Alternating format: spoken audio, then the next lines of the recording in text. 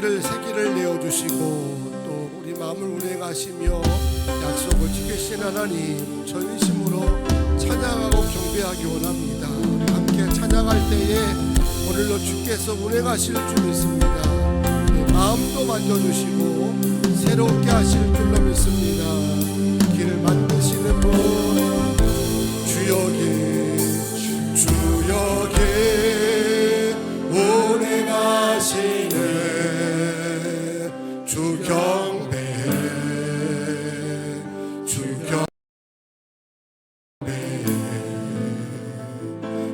여기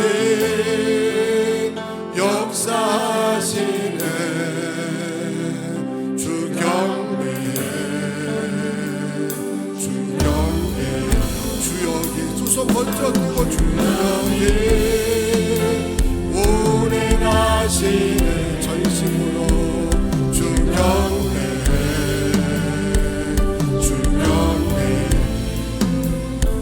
주 여기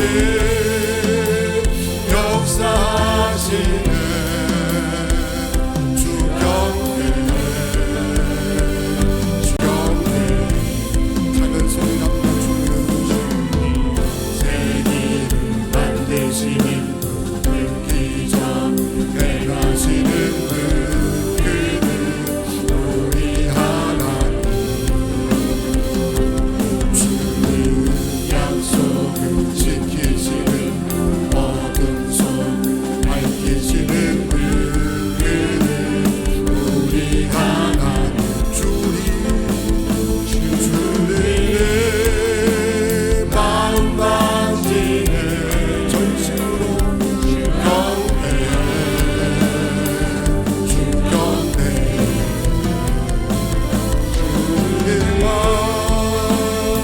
기도하시는 주 경배 주님 새롭게 하네 주 경배 회복시키는 주를 회복시키네 주 경배 큰 소리로 새기를 만드시는 그 기적 행하시는 그는 우리 하나님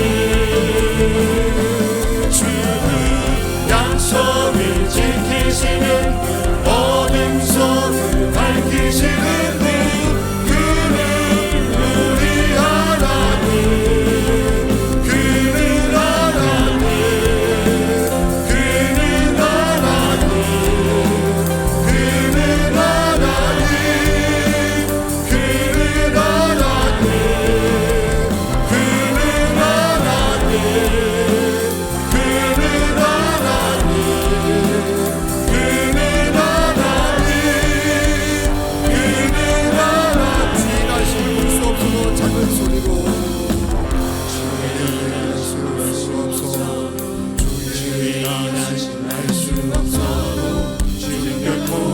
멈추지 않네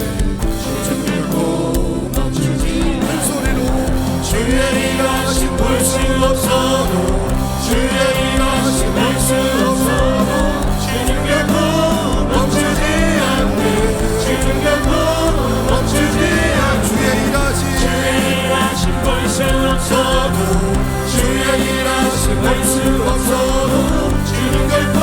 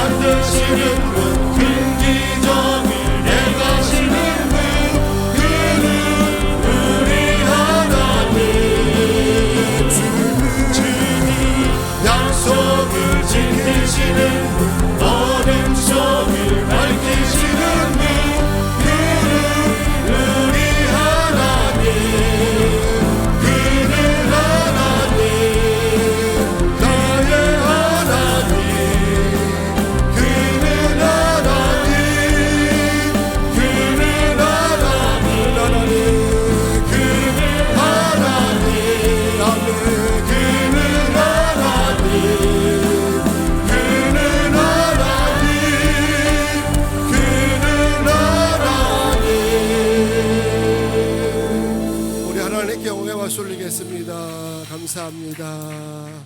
우리 찬양한 청년부들, 반주한 자녀들, 영상팀에게도 축복의 박수를 전달하겠습니다.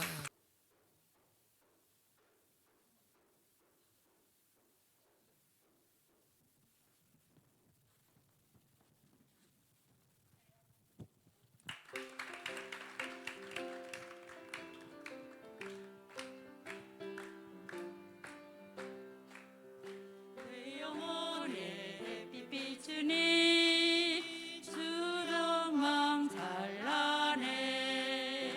이 세상 어떤 빛보다 이 빛 너 빛나네.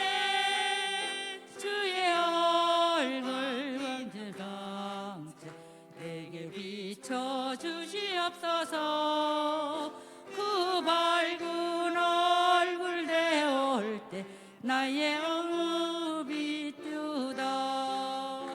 내 영혼에 노래 있으니 주 찬양합니다. 주 귀를 기울이시사 다 기고 계시네. 주의 영광 빛난 광채 내게 비춰주시옵소서. 그 밝은 얼굴 배울 때 나의 영혼 빛더라.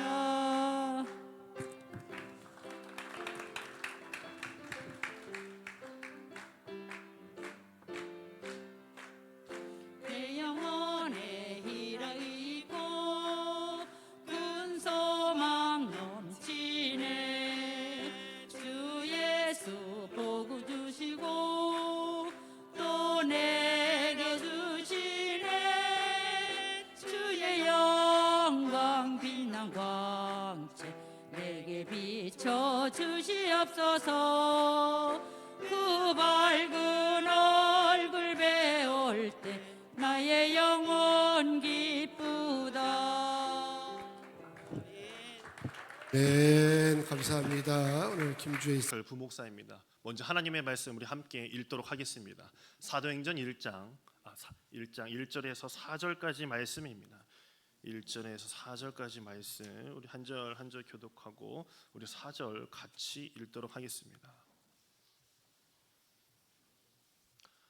데오빌로여, 내가 먼저 쓴 글에는 무릇 예수께서 행하시며 가르치시기를 시작하신부터 그가 택하신 사도들에게 성령으로 명하시고 승천하신 날까지의 일을 기록하였노라. 그가 고난 받으신 후에 또한 그들에게 확실한 많은 증거로 친히 살아 계심을 나타내사 40일 동안 그들에게 보이시며 하나님 나라의 일을 말씀하시니라.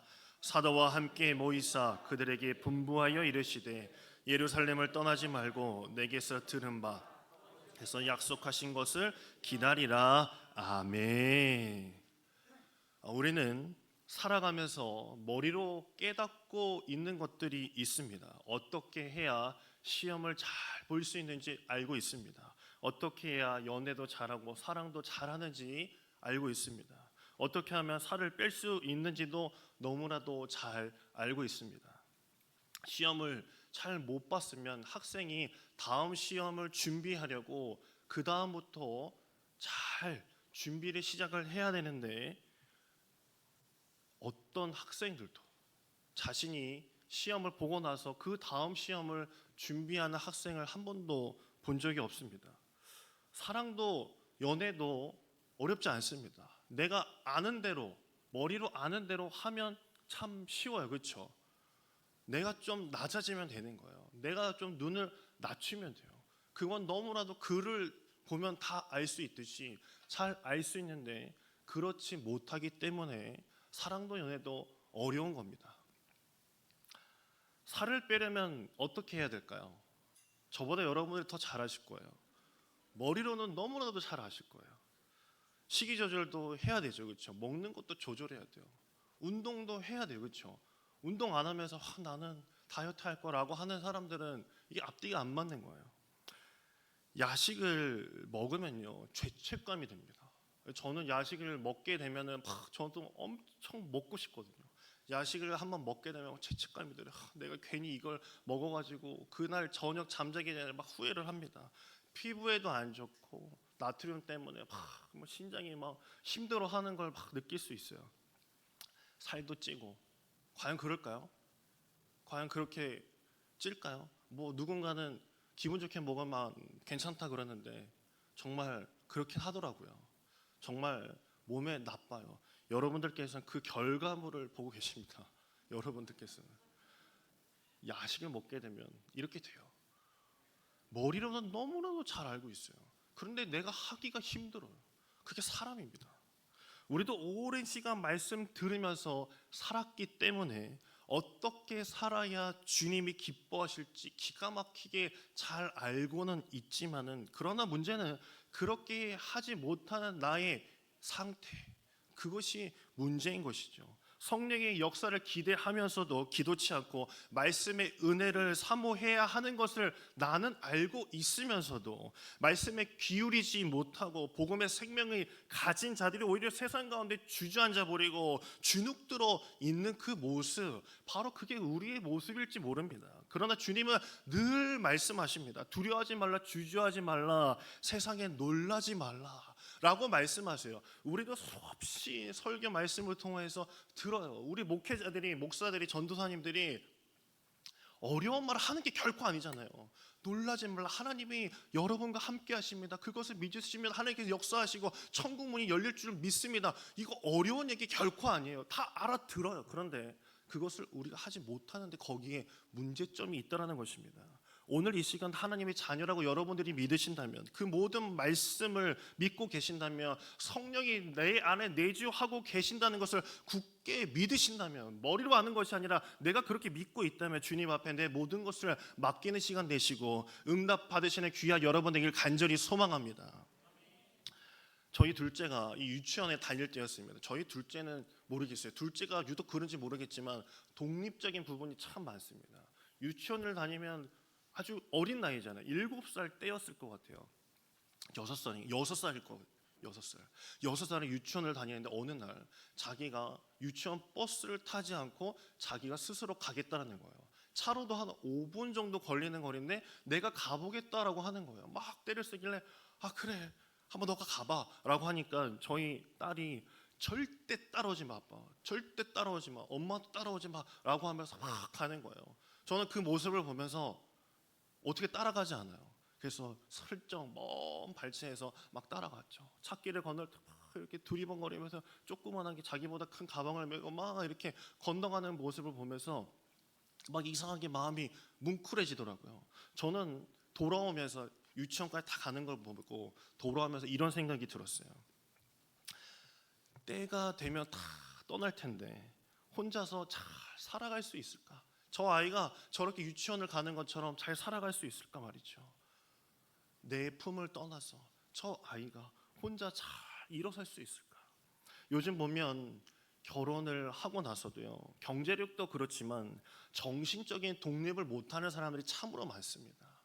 내가 결혼을 시켰는데, 내 아이가 결혼을 했는데도 맨날 내 주변에 맴도는, 정신적으로 이건 어떻게 해야 돼, 나에게 의지하는 경우가 참 많아요. 그런 걸 보면서 언제까지 우리가 챙길 수 있겠습니까? 인간이라는 것은, 사람이라는 것은 언젠가는 부모의 품을 떠나서 자기 스스로 일어설 시간이 분명히 필요한 거예요. 그 때가 사람에게는 있다라는 것이죠. 자녀도 때가 되면 떠나야 되듯이 사람에게도 어떠한 때가 다 존재하고 있다는 얘기를 드리는 것입니다. 오늘 본문도 예수님이 자신의 사역을 다 완성하시고 이제 떠날 때가 되셨습니다. 그동안 예수님께서는 제자들을 가르치면서 본인이 없더라도, 예수님이 없더라도 하나님의 사역을 너희들이 잘 감당해 주어야 된다라고 누누이 말씀해 주시고 가르쳐 주셨습니다. 단 부활하신 예수님께서 계시기만 한다면 두려울 것이 없겠죠. 예수님께서 부활하시고, 지금 사도행전 1장은 예수님께서 부활하시고 나서 그 40일 동안의 일을 이야기하고 있는 것인데, 부활하신 예수님이 내 옆에 계시니 어떤 것이 두렵겠어요? 죽음을 이기시고 구멍이 뚫려 있음에도 살아계시는 주님이 내 옆에 계시니 뭐가 두렵겠습니까? 하지만 주님께서 승천하신다라고 말씀하시는 겁니다. 제자들 입장에서는 당황스러울 뿐이에요. 그냥 여기 머물고만 계셔도 그 존재 자체만으로도 엄청난 존재 이유가 있는 것인데 그분이 승천하신다니 얼마나 당황스럽겠습니까? 아직도 세상에는 예수님을 대적하여서 그를 십자가에 죽이기까지 한 살기 등등한 세력이 여전히 존재하고 있었습니다. 그 기세는 꺾이지 않고 예루살렘에 남겨질 제자들은 그 상황 얼마나 힘들었겠습니까? 아마 주님이 보시기에도 남겨질 그 제자들의 그 동공이 막 흔들리는 게 보였을 것입니다.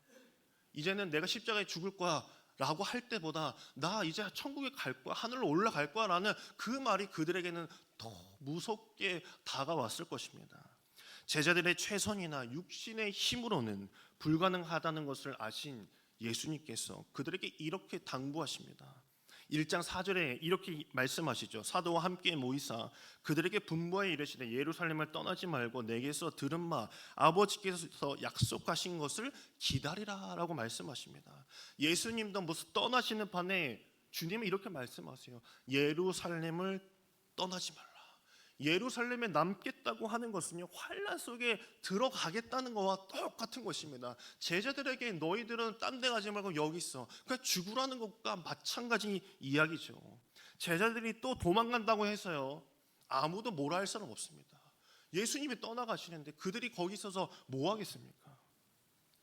자신의 입을 막고 죽이려 드는 자들은 넘쳐나고 있는 그런 상황.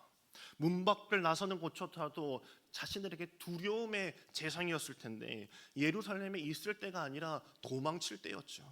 가만 보면요, 나는 힘들어 죽겠는데 주님의 대답은 늘 똑같아요.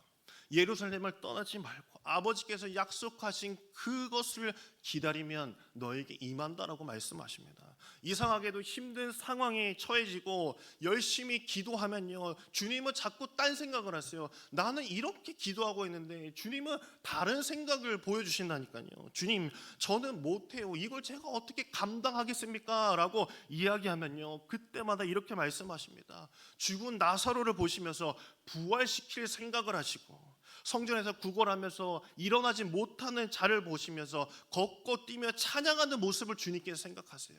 그리고 겨자씨만한 믿음을 보시면서 산을 옮기실 생각을 하시는 분이 하나님이십니다. 그리고 모두가 예수님의 죽음을 볼 때 3일 후에 부활시킬 생각을 하시는 것이 주님이십니다. 이와 같이 주님께서는요 우리의 힘들어하는 모습을 보고 계시지만은 믿음과 은혜로 승리하는 모습을 생각하시면서 기대하고 계시는 것이에요. 지금 그럴 때가 아닌데도 예수님께서는 그 제자들이 그런저런 인생으로 남는 것이 아니라 세상으로 뛰어들어가서 주가 가르쳐 주신 그 말씀대로 살아내기를 주님은 원하고 계셨던 것입니다.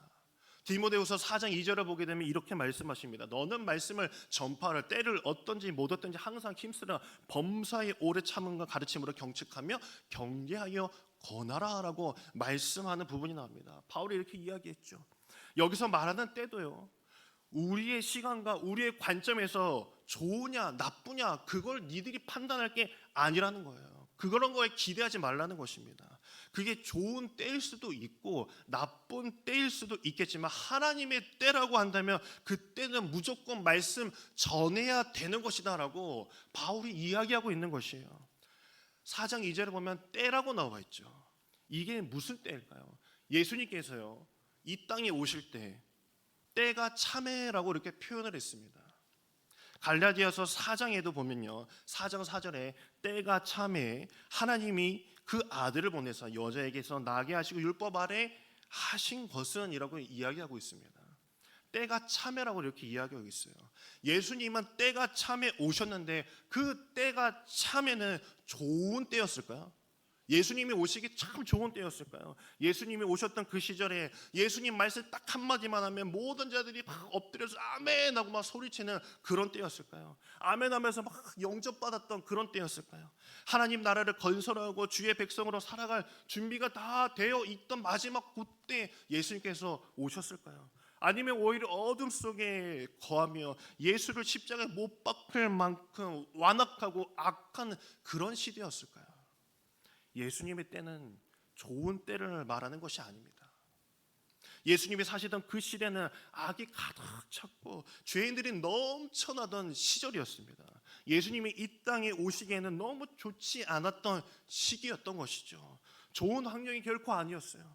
하지만 예수님께서는 때가 참해라고 말씀하십니다. 때가 찼다는 것은 하나님의 때가 되었다라는 것을 말씀해주고 계시는 거예요. 악한 곳에 은혜가 더한다고, 가득한 곳에 악이 가득한 곳에 하나님의 은혜의 때가 되었다라고 성경에서는 우리에게 말하고 있는 것이에요. 그렇기 때문에 주님께서는 그 제자들에게 하나님의 때가 되었다, 예루살렘을 떠나지 말라라고 말씀하신 것입니다. 바울이 말한 이때 우리가 십자가의 길을 걸어가야 할 때라고 주저하지 말라라고 말씀해주고 계시는 것이죠. 십자가를 감당해야 할 때라면 주저하지 말고 나아가라는 것이에요. 환경이 좋아서 전도하고 환경이 좋아서 뭐 선교하러 가는 게 결코 아니잖아요. 갈만하니까 가는 게 결코 아닙니다. 이게 하나님의 때라고 믿어진다면 주님이 나에게 그 때가 바로 그때다라고 말씀하시면 언제든지 어떤 때이든지 복음 들고 가야 하는 게 우리들이라는 것을 믿으시길 간절히 소망합니다. 여러분의 삶 가운데 주님께서요 파송받기에 가장 좋은 때가 언제일까요? 언제일까요?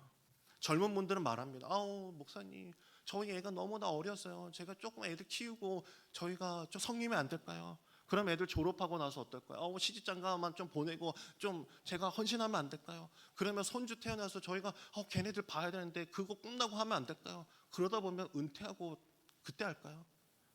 때를 얻든지 못 얻든지는 내 뜻대로 마옵시고 아버지의 뜻대로 해달라는 주님의 말씀은 너가 십자가를 질 때라고 말씀하시는 거예요.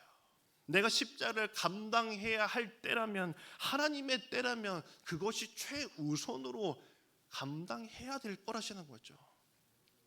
초창기의 제자들은요, 아주 초창기의 제자들은 예수님의 말씀, 너희가 감당해야 된다, 예루살렘을 떠나지 마라, 그리고 기도하라라는 그 말씀에 그렇게 하고 싶었지만은 그럴 마음의 힘이 없었습니다. 처음에는 그렇죠. 제가 아는 목사님과 이야기를 하다가요, 그 목사님의 그 친구분이 신부님이시더라고요. 근데 자기가 이제 자기 친구 신부님하고 이제 이야기한 거를 저한테 들려주실 기회가 있었습니다. 이제 뭐 감리교 목사들, 목사랑 이제 신부랑 늘 하는 얘기는 똑같아요. 니들은 술 먹고 담배 피고 할 거 다 하잖아. 야, 니들은 결혼도 하잖아. 뭐 그런 얘기를 티격태격만 하는 그런 얘기가 있어요. 그러다가 이 목사님이 이렇게 얘기하는 거예요. 야, 니들은 결혼도 안 하면서 어떻게 결혼 주례는 하냐? 막 이렇게 막 놀린 거예요. 결혼도 안 해본 게 네가 결혼을 알아? 네가 삶을 알아? 막 이렇게 막 놀린 거죠. 그러니까 그 신부님이 화가 조금 이렇게 뭐가 쳤는지 이렇게 대답을 하더라는 거예요. 그 친구가. 야, 넌 죽어봐서 장례 설교하냐? 넌 죽어봐서 장례 설교하냐? 뭐 이렇게 이야기를 했다라는 거예요. 맞아요. 다 처음 겪는 거예요. 나도 죽어보지 않았고 너도 죽어보지 않았고 우리에게 다 처음이라는 것이 있는 것이에요. 주님이 내 마음에 들어오시는 것도 처음이었고, 내가 주님을 처음 만난 것도 처음이었고, 내가 주님 말씀에 순종하며 신앙을 지켜내려고 하는 것도 처음이었어요. 그들은 그랬어요. 하지만 주님이 보이신 그 권능과 부활의 생생함과 그 은혜를 내가 알기 때문에, 내가 보았기 때문에, 내 삶의 역사하심을 체험하였기 때문에 예루살렘에 남아서, 교회에 남아서 기도하며 감당하게 된 것이에요.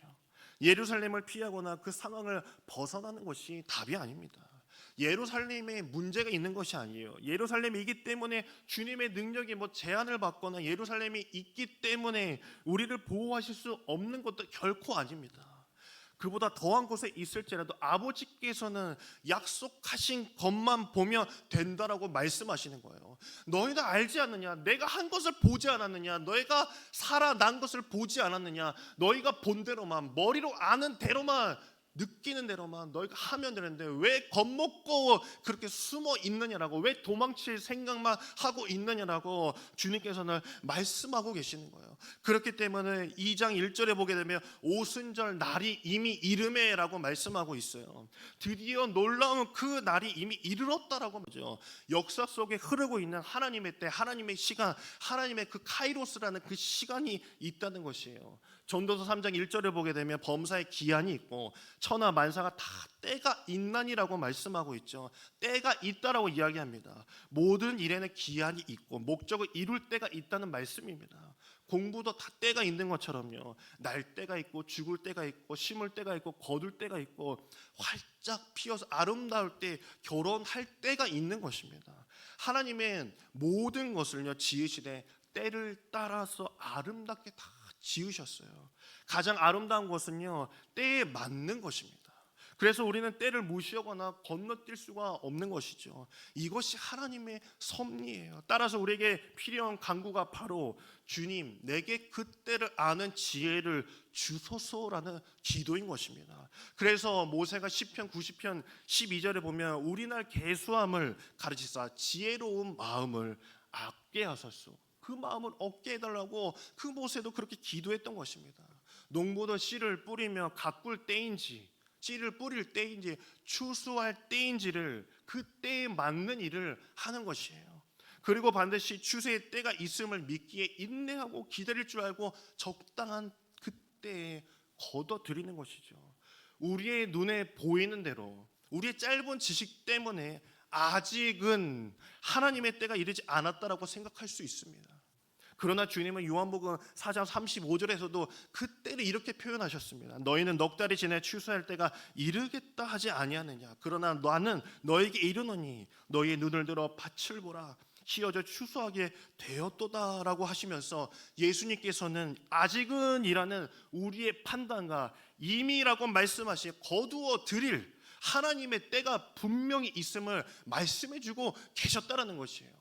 너희가 그 때를 알게 된다면 너희가 예루살렘은 떠나지 말고 그 자리에서 기도하고 있으라라고 말씀하시는 것이죠. 눈에 보이는 자연 법칙만이 아니라 역사 가운데요 하나님께서 놀라운 때를 때마다 주셨어요. 무에서 유를 창조하신 창조의 때, 악이 가득한 세상에서 예수님을 이 땅에 보내시고 십자가의 대속을 완성해 이루신 구원의 때가 있는 것이고, 또한 성령께서 강림하셔서 우리를 진정으로 회복케 하시는 회복의 성령의 때가 있었음을 말씀하시는 것이죠. 그것이 오순절 날이 이미 이르매라고 말씀하시면서 그 이미 이르매 바로 그 때를 말하는 것입니다. 이것은 어떤 날짜에 눈에 보이는 절기가 아니에요. 하나님의 때가 찼다라는 것이에요. 하나님의 카이로스 그 시간에 꽉 차서 주님이 예정하신 회복의 때가 이루어지게 되었다라는 것을 말씀에서 보여주고 계시는 것입니다. 예루살렘에 머물라고 하신 것도 오순절이라고 말씀하고 있죠. 6월절 이후에 50일 이후로 오순절이라고 하는 것입니다. 그 이후 주님의 말씀은 바로 성령의 때가 되었기 때문에 보혜사 성령이 이곳에 임할 때가 되었다라는 것을 너희가 알아야 된다라는 것입니다. 여러분 모두 멈춰선 것 같은 바로 이때, 다 실패한 것 같고 혼자인 것 같고 앞이 보이지 않는 것만 같은 이때 주님께서는 예루살렘에 바로 기도의 자리에 끝까지 머물라고 말씀하십니다. 추워지면 점퍼를 꺼내 입고 목도리를 하는 때를 알듯이 우리의 영혼도 내가 기도해야 할 때를, 내가 주님의 자리에 머물러야 할 때를, 주님의 교회에 머물러야 할 때를 알아야 된다는 것이에요. 바로 우리 굿모닝 교회가 기도의 때를 알길 간절히 소망합니다. 그 기도의 때를 알고 기도하는 그 교회가 바로 부흥이 다시 불꽃이 피어나는 교회가 될 줄 믿습니다. 이 땅이 다 꺼져가는 불씨 가운데서요 기도의 때를 알고 너희가 교회에 머물러야 할 때다라고 말씀하시는 것이 나의 음성에, 나의 귓가에, 내 마음가에, 내 영혼이 느끼게 된다면 우리가 기도해야 할 때라는 사실입니다. 그때가 온 줄 알았더라면, 내가 그때가 온 줄 안다면 예루살렘에 머물려 우리 굿모닝 교회에 머물려 끝까지 기도하며 거룩한 하나님의 성령을 받기를 간절히 소망합니다. 기름이 가득 찬 램프 아시죠? 이 램프의 심지에요, 불을 붙여보면요, 그 심지가, 그 하얀색 심지가 타는 것 같지만 실은 그 심지가 타는 것이 아니라 그 심지가 머금고 있는 기름이 타는 것처럼, 우리가 성령 충만하면 일은 내가 하는 것 같지만 실은 내 안에 성령께서 그 주신 능력과 은혜가 일하는 것입니다. 한번 타오르기 시작하면 그 기름을 쫙쫙 빨아들이듯이 임재를 한번 경험하면요, 한번 경험해 본 사람이라면 그 영적인 경험을 굶주리게 되어 있습니다. 내가 누려본 사람들은요, 그 임재를 누려본 사람들은 그 맛을 또 맛보고 싶어 하는 거예요.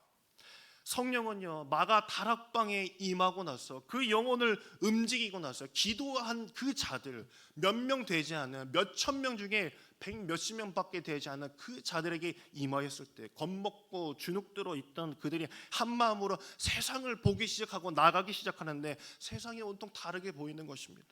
성령 받은 모든 사람들이 타오르기 시작한 거예요. 내가 타는 게 아니라 성령이 나를 타오르게 하고 성령이 나를 기름 붓게 하여서 성령이 나를 움직이고 능력과 은혜가 나를 일하게 만들기 시작을 했다라는 것이에요. 이전에 보던 하늘이 아니에요. 이전에 보던 사람들이 아니에요. 하늘의 소망이 나에게 실제가 되자 믿으라고 말할 것도 변화라고 말할 것도 없는 거예요. 내가 변화의 결실을 맺어가기 시작을 했다라는 것이죠.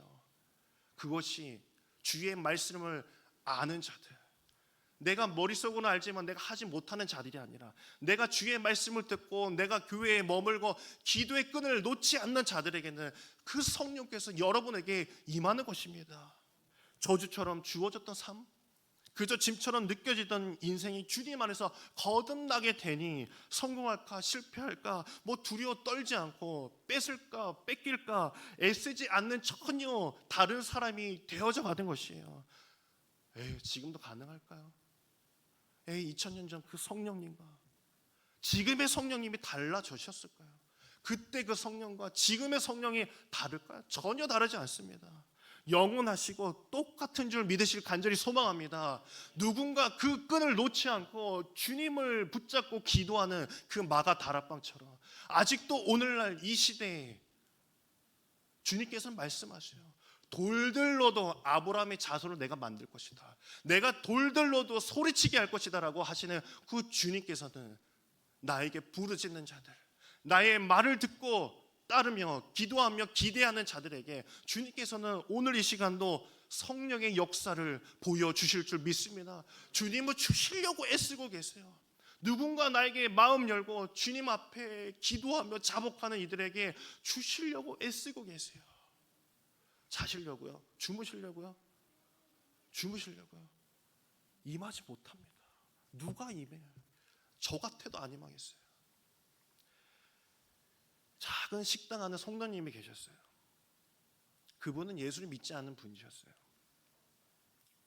전혀 예수에 대해서 알지 못했습니다. 근데 어느 날 몇 번 교회로 오시더니 성령을 받았어요. 귀한 성령을 받았습니다. 그리고 나서 그 식당에 신방을 가게 됐습니다. 그런데 그분이 180도 바뀌어서 이런 이야기를 하는 거예요. 식당 손님들에게 예수 믿어요. 예수 믿으세요. 그러면은 사람들 여러 가지 반응을 내놓죠. 뭐 이런 식당이나 해서 듣기 싫어하면서 막 나가는 손님도 있고, 네 하면서 이런 손님들도 있어요. 제가 그랬어요. 이렇게 하면 장사 되세요? 그냥 적당히 그냥 하셔도 괜찮은데 라고 하자 그분이 그러시는 거예요. 아니에요. 내가 몰랐으면 모를까. 아니 이상 그걸 어떻게 가만 내버려 두겠습니까? 성령이 그 영혼을 다 사로잡자 하나님의 은혜가 임하자 그 사람이 변하게 된 것이에요. 요한복음 16장 13절에 보면 이렇게 말씀하십니다. 그러나 진리의 성령이 오시면 그가 너희를 모든 진리 가운데로 인도하시리니 그가 스스로 말하지 않고 오직 들은 것을 말하며 장래 일을 너에게 알리시리라 라고 말씀하신 부분이 있어요. 너희가 지금은 감당할 수 없지만 아버지의 그 약속하신 대로 성령을 보내시면 너희가 들었던 모든 진리 가운데로 인도하신다라고 말씀하세요. 성령이 말씀하신 대로 너희가 아는 대로 바로 그렇게 해라. 들려주신 대로 그렇게 해라. 그러면 너에게 성령이 분명히 임할 것이다 라고 말씀하시는 것이에요. 다 알아듣는 이야기예요. 지금 제가 얘기한 게 무슨 교수님들처럼 막 비비꼬 와가지고 막 하는 얘기 아니잖아요. 다 알아들으시죠 여러분? 다 알아들으시죠? 알아듣시면 오늘 기도하셔야 됩니다. 하나님의 때가 곧 임합니다. 주님의 때가 바로 이때인 줄 모릅니다. 내가 지나고 나서 후회하면 어떡합니까? 때가 찼기 때문에 예루살렘을 떠나지 말라고 하셨던 그 말씀 들었고 알고 있다면 교회에 남아 기도하시길 간절히 소망합니다. 그럼 성령이 분명히 역사하십니다. 오늘 그냥 왔다 그냥 가는 시간 되지 마십시오. 성령 한 번 받았으면 됐지 내가 뭘 또 받아요. 그게 아니라 내 안에 늘 주님의 영이 살아계심을 느끼고 사시길 간절히 소망합니다. 성령의 역사의 때는 바로 오늘인 줄 믿으시길 바랍니다. 주님을 사모하며 기도하며 부르짖는 자에게 분명히 오게 되어 있습니다. 그 성령의 임재를 구하며 기도의 자리를 지켜내는 저와 여러분 되길 간절히 소망합니다. 우리 시간 우리 금요 예배 기도 제목 함께 나누겠습니다. 우리 첫 번째로 주여 때를 어떤지 못 어떤지 주를 위해 살길 원합니다. 우리 두 번째로 주여 때를 알고 깨어서 일하며 기도하는 자가 되길 원합니다. 우리 세 번째로 주여 주님이 말씀하신 그대로 살아내길 원합니다. 이 세 가지 우리 제목을 가지고 우리 허무한 시절 우리 성령이 오셨네 우리 찬양하시고 우리 함께 기도할 때 주여 오늘 또 임하여 주시옵소서. 내가 주의 은혜를 간절히 바라고 내가 기도하오니 주여 나를 통하여서 역사하여 주시옵소서. 허무한 시절 지날 때 기쁨 말씀 주시네 그런 분명 오시면 다시 가는 분인데 또한 같이 너희를 버려두지 않으리 내가 너희와 영원히 함께하리라. 억눌린 자 갇힌 자 억눌린 자 갇힌 자 자유함이 없는 자 피난처가 되시는 성령님의 오늘 이 시간 계신 줄 믿습니다. 주의 영이 계신 곳에 참 자유가 있다네 진리의 영이신 성령이 오셔 성령이 오셨네. 성령이 오셨네 성령이 오셨네 내 주에 보내신 성령이 오셨네